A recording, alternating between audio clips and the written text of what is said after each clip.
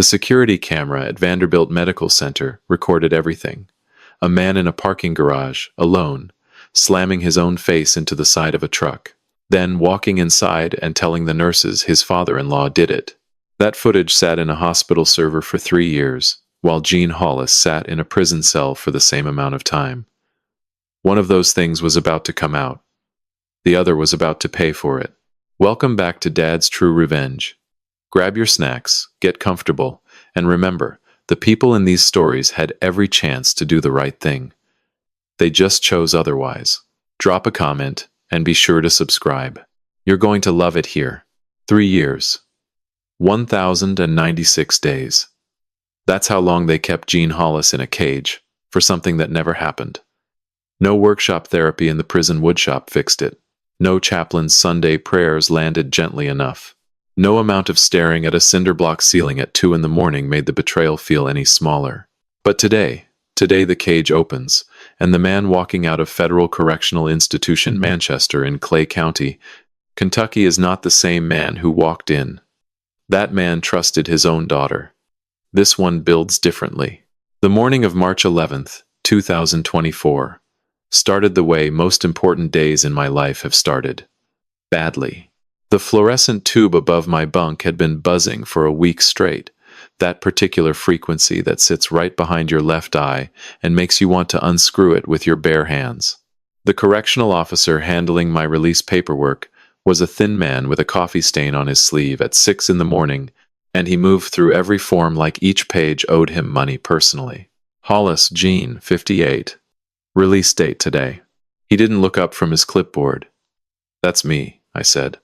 Unless you've got someone else volunteering. He didn't smile. Nobody in Manchester smiles before 8. They gave me back a brown paper bag. Inside was my wallet. $47 in cash. A gray t-shirt I didn't recognize, and my wedding ring. I held that ring for a moment longer than I held anything else. Margaret had been gone 5 years. But I still wore it. Not out of habit.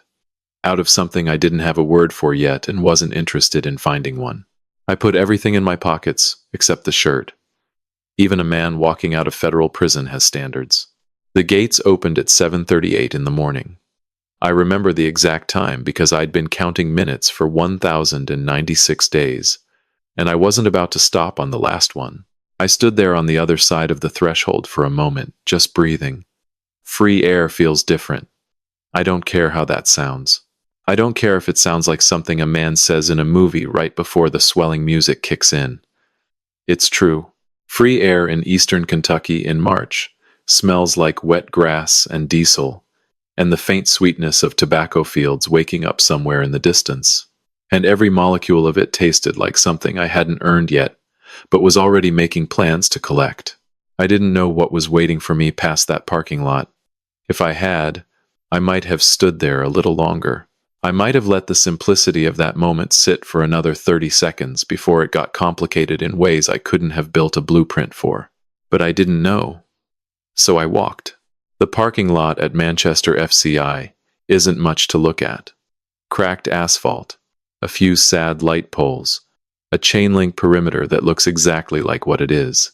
But at the far end of it, parked slightly crooked because the man behind the wheel had never once in 40 years cared about parking straight, was a 1997 Ford Ranger, the color of moss that had given up on being green.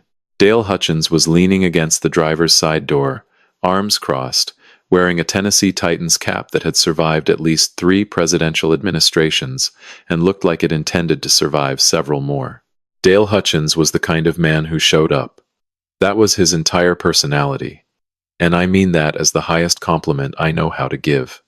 We'd been friends since 1984, back when we were both broke and young and working construction jobs in East Nashville before East Nashville became the kind of place where people paid $700,000 for a house with exposed brick and a craft cocktail bar. On the corner. Dale did plumbing. I did carpentry. Between the two of us, we could build you a house from the ground up, and it would stand longer than most marriages. Now, I need you to understand something about Dale Hutchins. In 40 years of friendship, the man had called me Eugene exactly once, at Margaret's funeral. Every other moment, Every single day of 4 decades, I was Gene, just Gene. One syllable. And that single syllable carried more warmth than most people manage with a whole speech. He didn't say anything when I walked toward him. He just uncrossed his arms, held one out. We shook hands, and then he pulled me into the kind of hug that involves one hard clap on the back and 0 words, the way men who've known each other since before their knees went bad communicate everything important. He pulled back, looked at me with that flat, honest face of his. You look like hell, Gene. I spent 3 years in Manchester, Dale. Still. We got into the truck.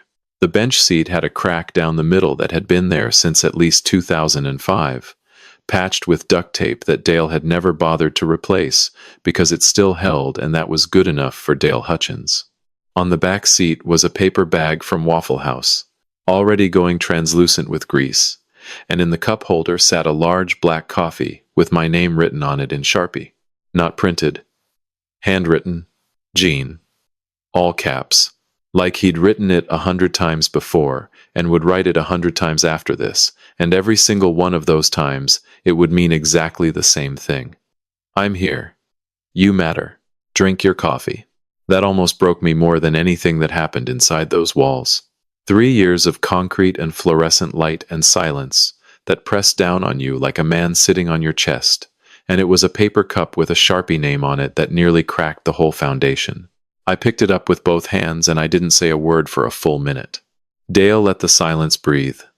That was the other thing about him. He never filled quiet with noise just to make himself comfortable. He just drove, one hand on the wheel, Titan's cap pulled low, letting me have whatever I needed to have in that moment.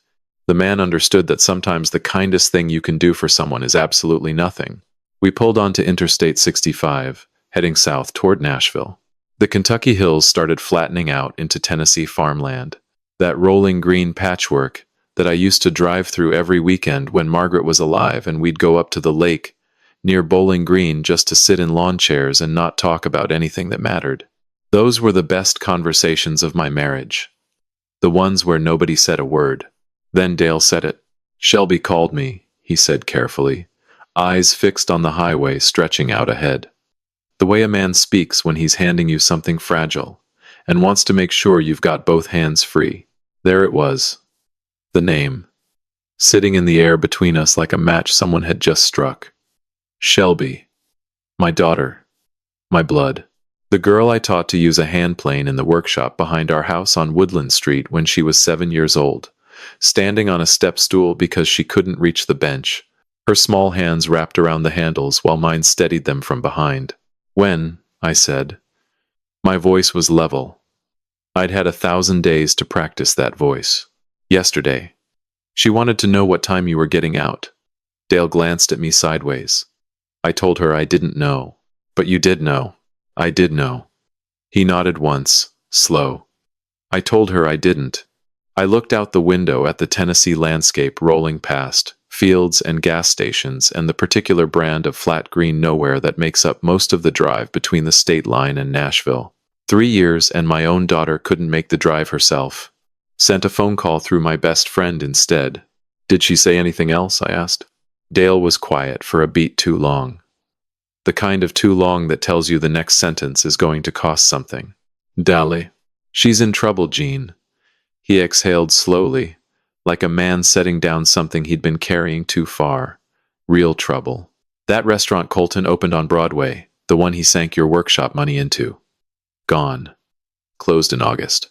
He lost the lease and about $140,000 of somebody else's money along with it. He paused, checking the rearview mirror, even though there was nothing behind us but empty highway. The building, your building, the commercial property on Eastland Avenue. He mortgaged it. Twice. There's a lien on it now, from some investor out of Franklin. And Colton. Dale's jaw tightened. Colton's been stepping out. Has been for a while from what I hear. Shelby knows. She's still there. Where is she living? Rental in Antioch. The cheap end. Good, said something inside me. Something dark and satisfied and sharp-edged, like a nail you step on in the dark. I didn't say it out loud. I wasn't that far gone. Yet, what does she want from me, Dale? Dale reached into the back seat with one hand, keeping his eyes on the road, and dropped a manila envelope on my lap. Thick, legal-sized, heavy in the way that documents are heavy when they carry the weight of someone else's desperation. My name was written on the front, in handwriting I recognized immediately. The letters leaned slightly to the left, the way left-handed writers compensate, a mirror image of the way Margaret used to write grocery lists on the back of old receipts. Shelby's handwriting, her mother's handwriting, living on in the daughter who'd buried us both in different ways. She mailed that to my house 3 weeks ago, Dale said quietly. Asked me to give it to you today. First thing. I stared at it. I didn't open it. Not yet. I set it on the dashboard next to the Waffle House bag, and I ate my breakfast in silence, and I watched Tennessee slide past the window, and I thought about the last time I saw my daughter's face. It was across a courtroom in Davidson County. She was sitting behind the prosecution table, and I was standing at the defense table, and between us was every piece of furniture in the room, arranged in the particular geometry of a system designed to keep people apart. She had signed the statement. She had confirmed Colton's injuries. She had looked at the judge and nodded when they asked if her father had done this. And then they led me away in handcuffs. And I looked back at her, and her face was arranged into something that was supposed to look like grief but landed closer to relief. I had replayed that expression every night for 1,096 nights. Lying on my bunk in Manchester, staring at the ceiling, running it back like footage from a security camera that nobody had bothered to check.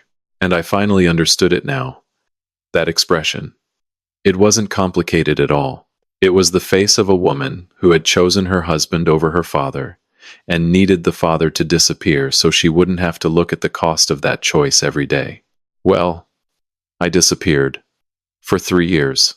And now I was back, sitting in a Ford Ranger on Interstate 65 with a manila envelope on the dashboard and a name written in Sharpie on a coffee cup and absolutely no intention of disappearing again.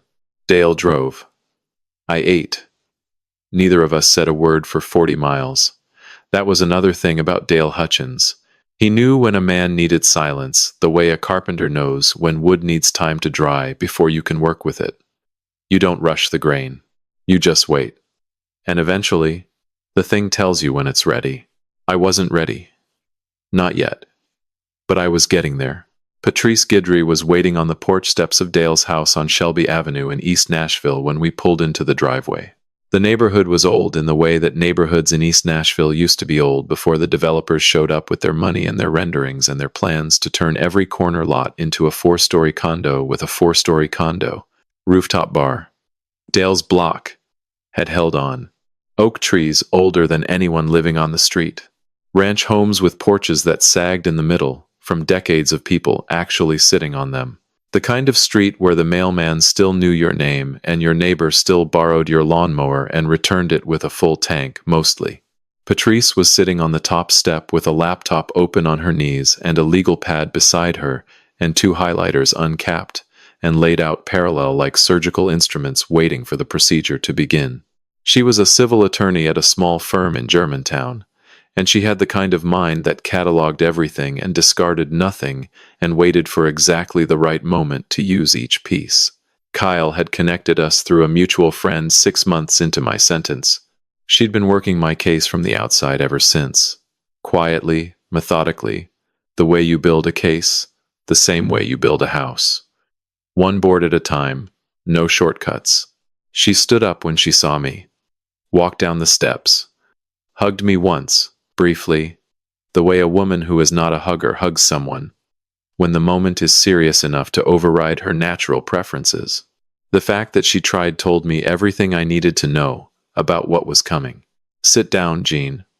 We need to talk before you open that envelope. I sat. Dale went inside to the kitchen. I heard the sound of a coffee maker starting up, a cabinet opening, a sports radio segment coming on low. The sounds of a man creating the background noise of normalcy while something entirely abnormal happened on his front porch. You know what's in it, I said, nodding toward the manila envelope I'd carried from the truck. Patrice and Dale exchanged a look, the kind of look that meant they'd already had this conversation without me. More than once. Dale showed me a copy, she said. Shelby sent one to you and filed one with the probate court in Davidson County 5 days before your release. She turned the laptop toward me. Jean, Shelby transferred the commercial property on Eastland Avenue into your name. Sole beneficiary.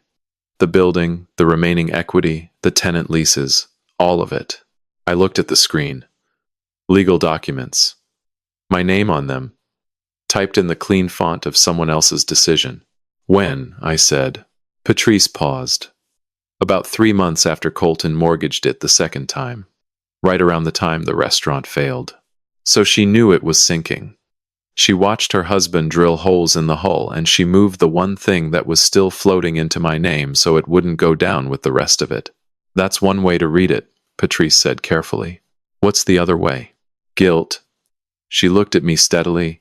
It's possible she was trying to protect the one asset your family built, the one that was yours before any of this happened, by putting it somewhere Colton couldn't touch it. I didn't respond to that. I wasn't ready to give Shelby the benefit of any doubt. Not yet. Maybe not ever. Generosity is a luxury you lose in prison, somewhere around month 14, right between hope and patience.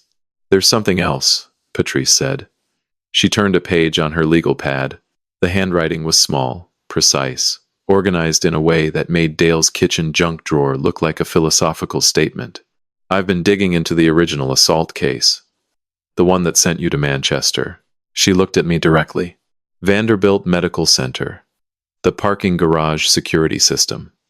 I got access through a contact in hospital administration who owed a favor to my senior partner.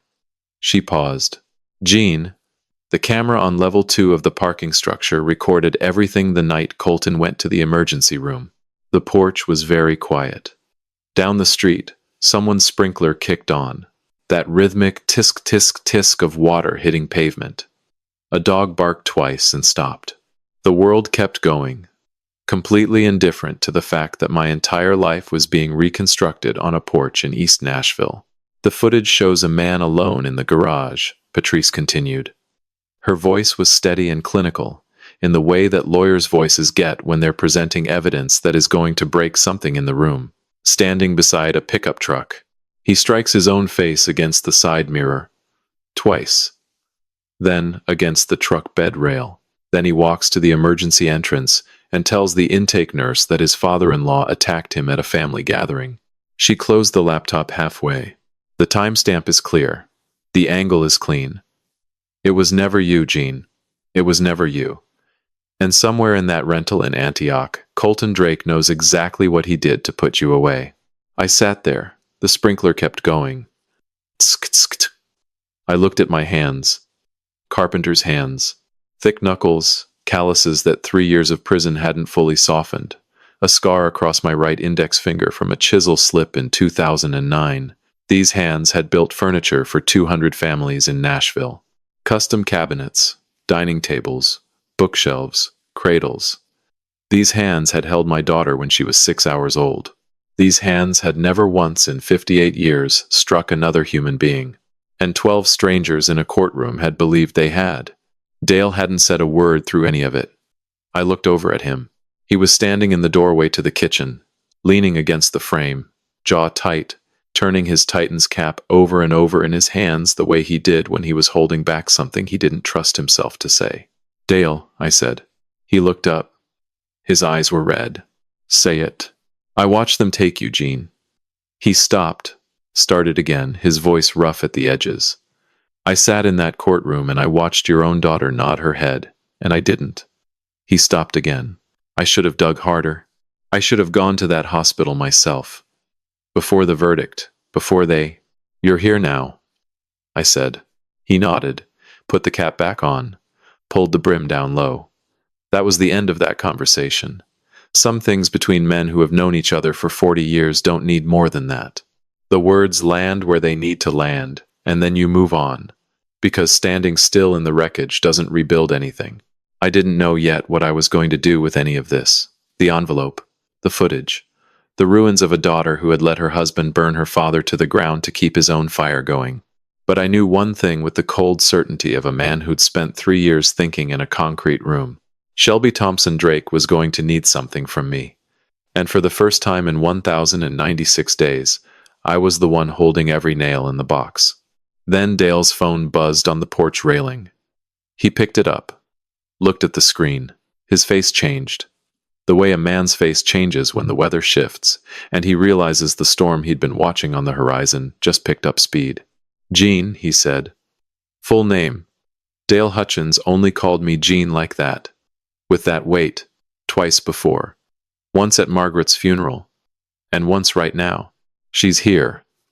End of the street. Shelby Hollis always did have terrible timing. As a little girl, she used to walk into a room 30 seconds after the last word of a conversation had landed, and spend the next hour asking questions nobody had the energy to answer. Once, when she was 9, she walked into the kitchen the moment Margaret and I had finished arguing about money and said, "Are you two going to get divorced?" Margaret laughed. I didn't. Some questions from children don't land like questions. They land like nails driven sideways into a joint you thought was solid. Some things don't change with age. Here she was, 29 years old, walking up the wrong street at the wrong moment on the most loaded day of my life. I stood up slowly, set the manila envelope on the porch chair, rolled my neck once, the way I used to before a long shift when I knew the day was going to demand everything I had. "Gene." Dale was on his feet. "You want me to? Sit down, Dale." He sat. Patrice closed her laptop without being asked. She looked terrible. I want to be honest about that because I've never been the kind of man who pretends not to notice things. My daughter, my only child, the girl I used to carry on my shoulders through the state fair parking lot, looked like someone had left the woman I remembered out in the weather for 3 years. She was thinner, not lean but depleted, the kind of thin that comes from forgetting to eat because you've stopped caring. Her hair needed cutting. Her jacket was the expensive kind that looks cheap when the person wearing it has stopped believing they deserve anything. She stopped at the bottom of the steps. We looked at each other. 1,096 days of imagining this moment, and neither of us spoke. "Dad." One word. Quiet, fractured at the edges like a hinge that hadn't been oiled in years. It did something to my chest that I refused to honor with a visible reaction. A carpenter learns early that you don't flinch when the hammer slips. You absorb it, check the damage later, keep working. "Shelby," I said. Not Shell, not sweetheart. Full name, full distance. I watched the flinch move across her face, like a shadow crossing an empty room. We went inside. Dale's living room was the same as always. Mismatched furniture, a flat screen too big for its wall, a Titan's blanket on the couch arm that had been there so long it was structurally necessary. Patrice took the armchair by the window. Dale stood in the kitchen doorway with his arms crossed, and a look that said he was staying whether anyone invited him or not. Shelby sat on the edge of the couch like she was afraid it might swallow her. I sat across from her in the wooden chair Dale used for watching games. A chair I had built. Red oak, mortise, and tenon. No nails. 12 years old, and still solid. I didn't lean back. I wanted her to feel every inch of the distance. "You got my envelope," she said. "I got it. Then you know. I know what's in it." I laced my fingers on my knee. What I don't know is why. The room went quiet. Outside, a lawnmower droned pleasantly, completely indifferent to whatever was falling apart inside the nearest house. "Dad, I need your help." She said it to the floor. "The building, the Eastland property. Colton has creditors. If you sign it back to me, I can use the equity to negotiate." "So, that's what this is," I said. Quietly. The kind of quiet Dale once told me was more dangerous than any loud he'd ever heard. I leaned forward. "You put me in a cage, Shelby. You sat in a courtroom in Davidson County, and you confirmed a statement that said I beat your husband. You let a judge and 12 strangers believe your father was a violent man. And they believed you. And I went to Manchester for 3 years. I let it sit.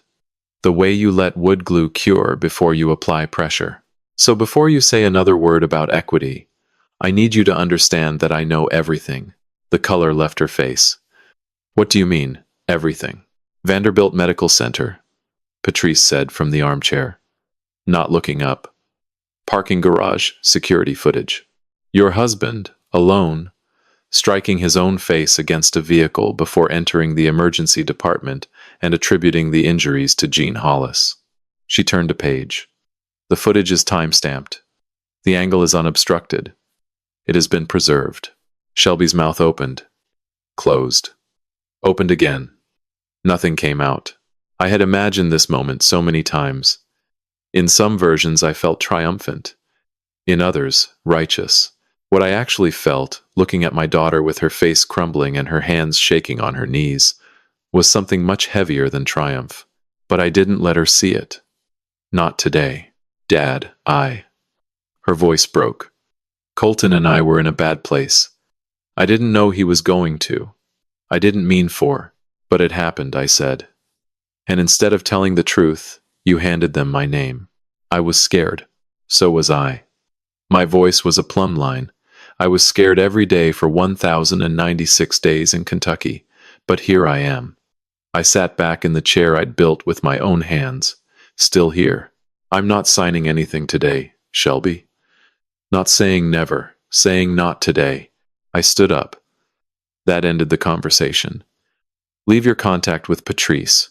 Go back to Antioch. Wait. Wait for what? Her voice was small. Younger than 29. That killed me a little, and I did not show it. For me to decide what I want to do with everything you gave me. I opened the front door. You handed me the deed, the evidence, every nail in this build. The least you can do is give me time to figure out what I'm making with them. She walked to the door. Up close, I could see how much older she looked. Good, said the part of me that hadn't forgiven her. But up close, I could also see something else behind the desperation. Something that looked like my daughter. The little girl on the step stool in the workshop. Her hands on the plane. Mine around hers. I looked away. I'm sorry, Dad, she said at the door. I know you are, I said. I did not say it's okay. I did not say I forgive you. I held the door open and waited, and she walked through it and down the steps and back to whatever was left of the life she'd traded me for. Dale appeared at my shoulder. Fresh coffee. No words. What I didn't know then was that Shelby had left something out. Something about Colton, about a man named Marcus Webb, and about a debt that had been smoldering in the walls for months and was about to become a house fire. But that was tomorrow's problem. Today I was a man on a porch in East Nashville, holding a coffee with his name on it. Jean. Still here. The next morning started with coffee and Patrice Guidry's legal pad. She was back on Dale's porch at 7 in the morning, which told me she hadn't slept much. Her laptop was already open, 2 fresh highlighters uncapped beside it, and she had that particular stillness about her that I'd come to recognize over the past 3 years of letters and phone calls. The stillness of a woman who had found something and was deciding how to hand it to you without cutting you on the edges. Dale was inside making breakfast, bacon smell drifting through the screen door. The faint murmur of a sports radio segment he wasn't listening to. The coffee maker doing its work. The small sounds of a man who understood that the most useful thing he could do right now was keep the ordinary running while something extraordinary played out 6 feet from his kitchen. I sat across from Patrice with my coffee. Jean, written in Sharpie. Dale Hutchins never missed. I've been going through the estate transfer documents all night, Patrice said without preamble. Patrice Guidry did not do small talk before 10 in the morning. She barely did it after 10. Specifically, I've been looking at what Shelby didn't tell you yesterday. It wasn't a question. I'd felt it standing at that door watching her walk away. The particular incompleteness of a story told by a desperate person who is still managing information even while falling apart. The creditors she mentioned, Patrice continued, turning her laptop toward me. Colton owes money to several people. What Shelby didn't say is that one of those people is a man named Marcus Webb, commercial real estate investor out of Franklin. Colton borrowed $350,000 from Webb in 2022. Private loan, outside the business entirely. Personal guarantee. She paused. That loan is now 16 months past due. Webb filed a civil suit against Colton personally last month. She looked at me. The hearing is in 12 days. I looked at the screen. Court filing. Colton Drake, defendant. Marcus Webb, plaintiff. Davidson County Civil Court. If Webb wins, Patrice said, and he will, the judgment attaches to any asset Colton controls or has a legitimate claim to, including assets that Shelby has transferred into my name, I said. Exactly. She closed the laptop halfway. Shelby came here yesterday to get you to sign the building back before the Webb judgment lands, because once that judgment drops, any asset Colton controls gets seized. But assets you control, as the named beneficiary through probate, are outside Webb's reach. She looked at me steadily. She wasn't trying to save the family property, Jean. She was trying to hide it inside yours. The bacon smell from the kitchen suddenly seemed almost absurd, like the universe had decided to pair the worst revelation of my life with the most comforting smell it could find, just to see how I'd handle the contrast. My own daughter came to me on the day I walked out of the prison she put me in, not to apologize, not to begin the work of making something right, but to use me as a storage unit for the last scraps of a life her husband had already chewed through and spit out. The audacity of it was almost architectural, like a house built on sand, trying to borrow the foundation of the rock next door. You had to admire the engineering, even while you watched the whole thing list sideways. Almost. There's more, Patrice said. Of course there was. There was always more. That was the thing about rot. You pull up one board and find 3 more underneath that are worse. The building, she said, flipping a page on her legal pad. After the double mortgage and the restaurant failure, the remaining equity in the Eastland property is roughly $240,000. As sole beneficiary through probate, you have legal standing to petition for formal transfer of the deed, given Shelby's demonstrated financial instability and Colton's pending litigation. She tapped her pen on the pad once. I've already drafted the petition. Dale appeared in the screen doorway, spatula in hand, listening in that quiet way of his that pretended to be casual and was anything but. I looked at the petition Patrice slid across the porch table. Read every line, set it down, picked it back up. How long does the transfer take? I asked. If we file today, 7 to 9 business days. She let the number sit. The Webb hearing is in 12. You'd have the deed transferred, and legally yours before Colton has anything left to bargain with in that courtroom. I thought about Shelby on this porch yesterday. The depleted look of her. The cracked way she'd said Dad. I thought about the workshop on Woodland Street, and the step stool, and the hand plane, and the small hands inside my big ones, and the way she used to fall asleep in the truck on the drive home from the lake, her head against my shoulder, her breath slow and warm, and trusting in the way that only a child's breath can be. Then I picked up Patrice's pen and signed the petition on the line she'd already marked with a small yellow tab. Methodical. Clean. No speech. A good carpenter doesn't announce a renovation. He just pulls the rotten board, sets the new one, and lets the floor speak for itself. Patrice filed it at 9:47 that morning at the Davidson County Courthouse downtown. Dale drove. I sat in the passenger seat and watched Nashville slide past the window. The city I'd lived in for 35 years. The city that had watched a courtroom strip my name of everything it once meant, looking exactly the same as it always had. Indifferent and wide and beautiful in that flat Tennessee way that sneaks up on you if you've been away long enough to forget what home looks like. How do you feel? Dale asked. Because Dale Hutchins asked questions like that, plainly and without apology, the way a plumber asks if the pipe is leaking, not to be poetic, just to know. Hungry, I said. He laughed, short and real and warm, the way a man laughs when his best friend is still his best friend after everything the world has tried to do about it. We stopped at a diner on Gallatin Pike and I ordered eggs and toast and I ate slowly, deliberately, the way a man eats when he has nowhere to be and nothing to prove. And 12 days of quiet stretching out ahead of him like a hallway in a house he's only just begun to build. The machinery was running now. Silently, behind the walls, the way good wiring always runs. You don't see it. You don't hear it. But when someone finally flips the switch, the whole system either lights up or burns down. I already knew which one this was going to be. Nobody tells you about the waiting. That's the part they leave out of every revenge story you've ever heard. They give you the plan and the execution, and the moment the other person's face changes when they realize what's happened. They skip the middle part. The 10 days of ordinary life, where the machinery is running behind the walls and you're just a man with nothing to do but exist. I stayed at Dale's house on Shelby Avenue. I slept in the guest room that used to be his son's room before Tyler moved to Knoxville, and every morning I woke up at 5:30, because 3 years of institutional scheduling had rewired my internal clock in ways I wasn't sure would ever fully undo themselves. On the second day, I fixed Dale's front porch steps. 2 of the 3 treads had gone soft, the kind of rot that starts from underneath where the moisture sits and works its way up until the whole board feels spongy under your weight. I drove to the lumber yard on Dickerson Pike and picked out 2 pieces of pressure-treated pine.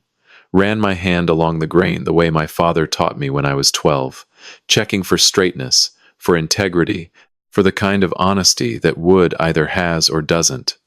You can't fake good lumber. It either holds or it doesn't.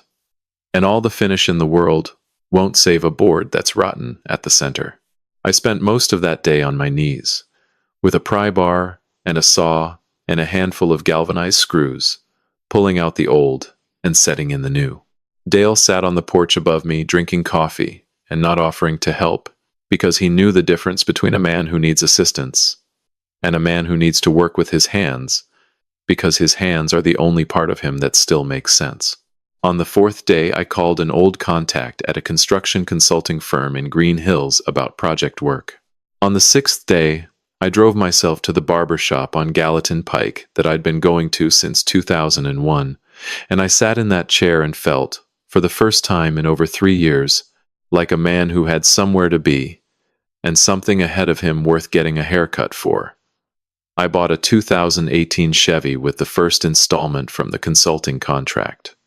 Used, 87,000 miles, a scratch along the passenger door that the previous owner had tried to buff out without success. It was mine. That was enough. On the 8th night, I sat in Dale's backyard with a cup of coffee and looked up at the Nashville sky, which doesn't give you many stars on account of the light pollution, but gives you enough to remind you they're there. I took the wedding ring out of my pocket. I'd been carrying it since Manchester, loose in my jacket, afraid to put it on and afraid to put it away. Margaret had been gone 5 years. Cancer took her the way. Cancer takes everyone, slowly and then all at once, and I had been in the workshop building a bookshelf for her hospice room, when Dale called and told me to come now, right now. And I drove 17 minutes and arrived 4 minutes too late. I turned the ring over in my fingers. Worn gold, scratched from 30 years of sawdust and varnish and pipe cement, and all the other substances that accumulate on a working man's hands over a lifetime of building things for other people. I put it back on. Not out of habit this time, out of choice. Because Margaret Hollis deserved to still be carried, and my hands were still strong enough to do it. Shelby called Patrice twice during those 10 days. Patrice answered both times, professionally, and told her the paperwork was being processed and that Gene Hollis would be in touch when he was ready. She did not mention what paperwork.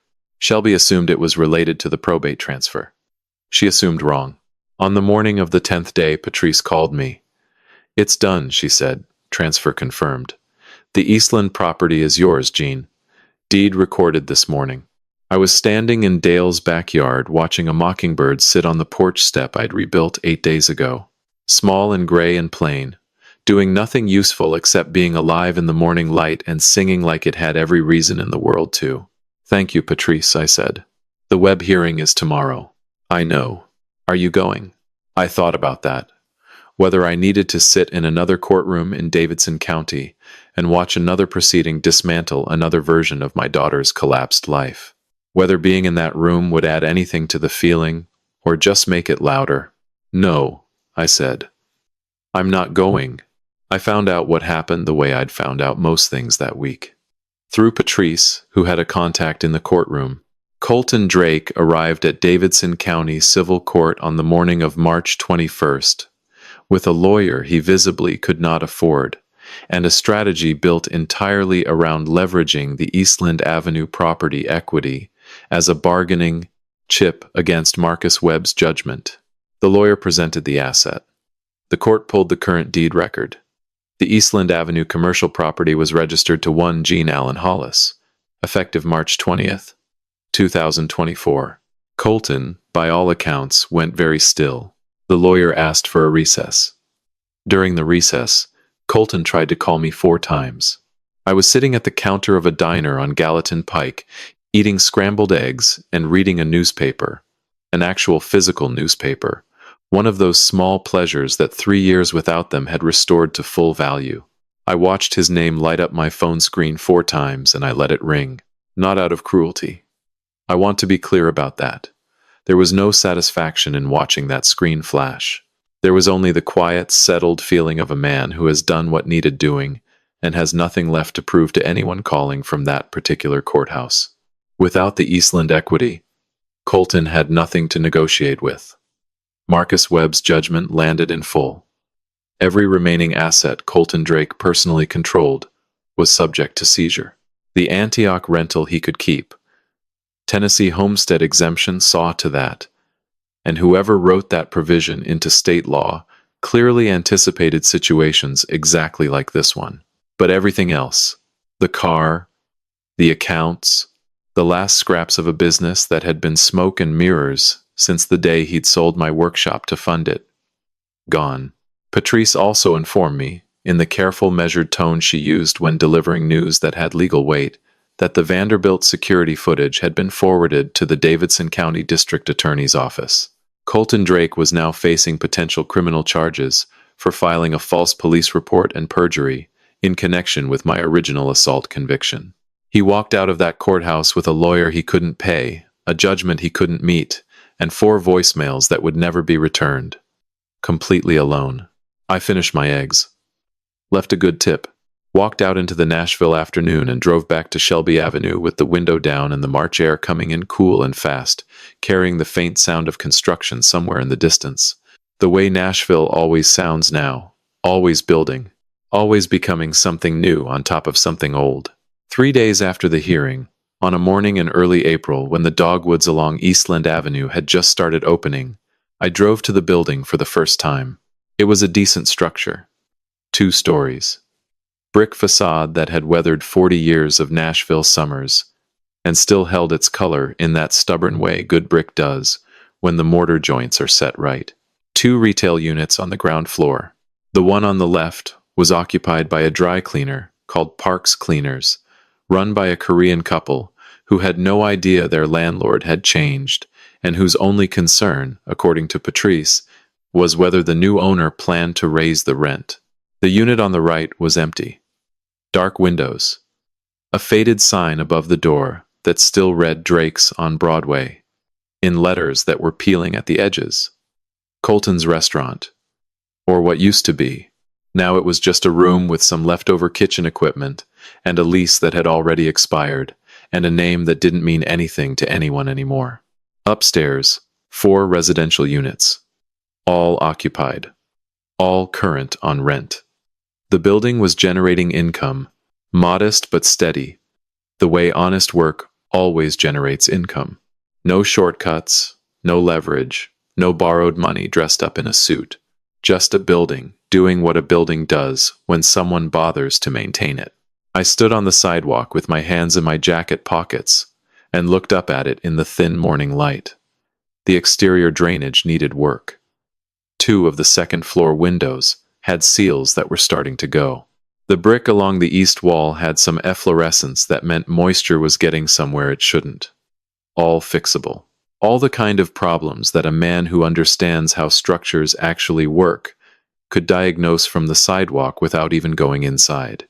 Good bones, I thought. Everything good starts with good bones. I didn't go inside that day. I just stood there for a while. The way you stand in front of something you're about to build, not rushing, not planning yet, just letting your eyes learn the shape of it, letting your hands itch, letting the work come to you instead of chasing it. Then I walked back to my Chevy. On the passenger seat was a single envelope.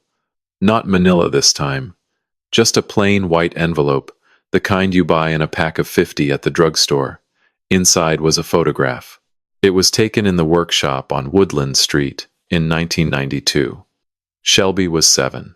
She was standing on the step stool I'd built for her so she could reach the workbench, wearing a pair of safety goggles that were too big for her face, and a grin that took up most of what the goggles didn't cover. I was standing behind her, both hands on her shoulders, sawdust in my hair, a pencil behind my ear, looking at the camera with the expression of a man who had no idea that everything in his life was exactly right and wouldn't always be. Margaret took that photo. I could tell because the framing was slightly off to the left, the way all of Margaret's photos leaned, like even her camera had her habit of tilting her head when she was paying attention. On the back of the photograph, I had written something the night before. Slowly, carefully, the way you drive a finish nail into trim work, not hard enough to split the wood, just firm enough to seat it flush. The workshop door is never locked, but you have to be the one who walks through it. Dale had delivered it to the Antioch rental the previous evening. He didn't tell me if Shelby was home when he dropped it off, and I didn't ask. The envelope was addressed to her, and what she did with it after that was between her and whatever was left of the daughter I raised. Not an olive branch, not forgiveness. Just a door left slightly open because I was 58 years old and I had learned, in a concrete cell in Kentucky, that sealed rooms are prisons whether they have bars on the windows or not. I'd done my time in sealed rooms. I had no interest in building more of them, not even for people who probably deserved to sit in one for a while. Whether she ever walked through that door was entirely her problem. I sat in the Chevy for a moment before starting the engine, looked at the building one more time through the windshield, thought about load-bearing walls and foundations and all the invisible work that holds a structure up, the work that nobody sees and nobody thanks you for, until the day it fails, and everyone suddenly understands what was holding them up all along. I thought about what my father told me when I was 14 and botched my first dovetail joint. He looked at the split wood, looked at me, and said, "God doesn't waste broken pieces, Gene. He just finds a carpenter who knows what to do with them." I didn't understand that at 14. I understood it now. I started the engine and pulled onto Eastland Avenue and headed back toward Shelby Avenue, toward Dale's house, toward a guest room that was starting to feel less like a guest room and more like a place where a man could begin again. The window was down. The April air came in warm and sweet, carrying the smell of fresh mulch and cut grass, and someone's backyard grill already going at 10 in the morning because this was Nashville, and people here didn't need a reason to cook outside. They just needed a Tuesday. I thought about the mockingbird on Dale's porch step, the one I'd seen every morning since I rebuilt that tread.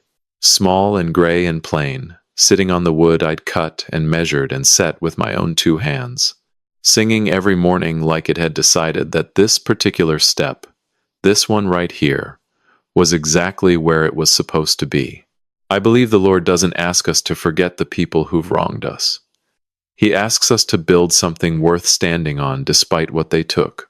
And if the thing you build is solid, if the joints are true and the foundation is honest, then what was taken from you becomes nothing more than the sawdust on the floor of the shop where you made something better. By the grace of God, I was still standing. On wood I chose. On ground I earned. With hands that had never once in 58 years been used for anything but building. And that, I decided, pulling onto Shelby Avenue with the morning wide open in front of me and the sound of Nashville waking up all around, was more than enough. That was everything. If this story reached somewhere inside your chest today, you're not alone. Share it with someone who might need to hear it. Leave your thoughts in the comments. I read every single one. Subscribe so you don't miss the next story.